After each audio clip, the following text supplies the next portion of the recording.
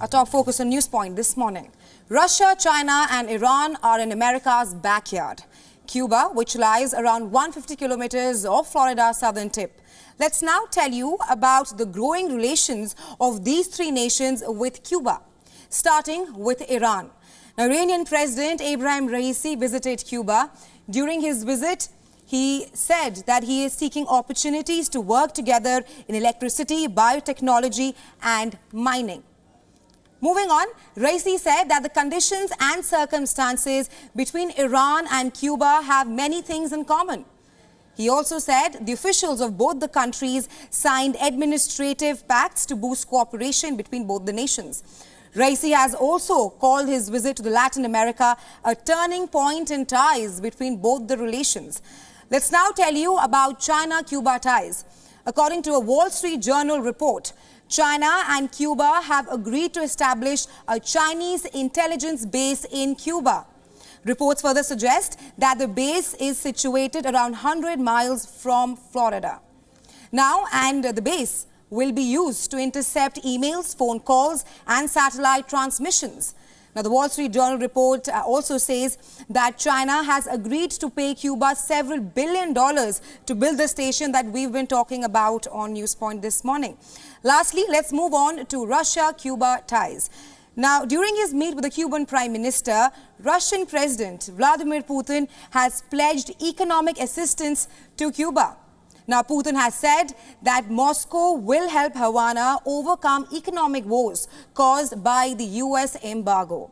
And Putin further said that Russia and Cuban relations have stood the test of time.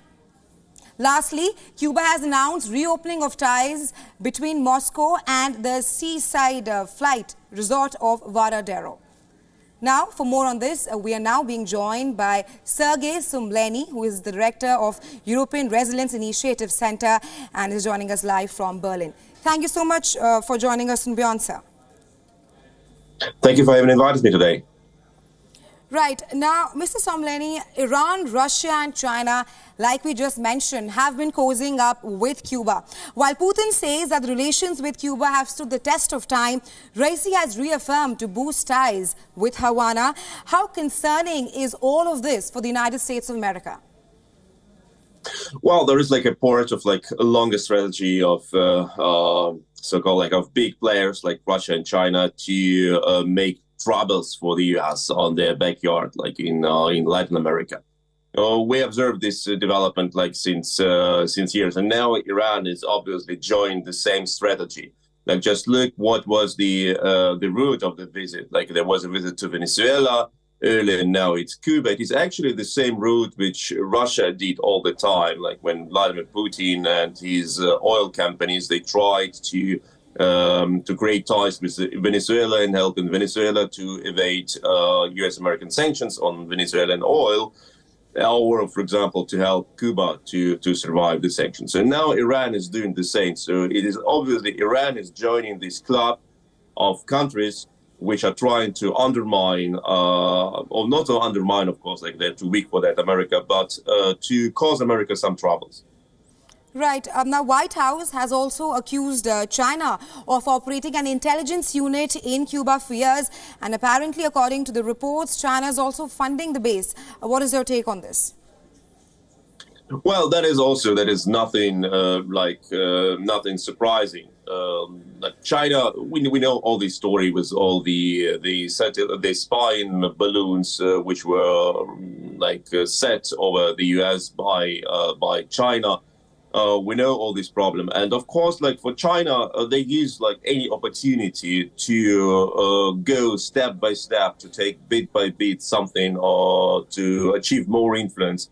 And installing having Cuba as their ally is actually an invitation to install some sort of espionage devices, because Cuba is just, as you said, 150 kilometers from the US coast. You can have the best position there, and that is what they're doing. It's not only Cuba. They're doing it also in other countries. They're using any country which is dependent on them as a platform for increasing their military influence. Last question to you. Talk to us about the Yankee imperialism which Raisi has been mentioning. Well, that is a typical rhetoric.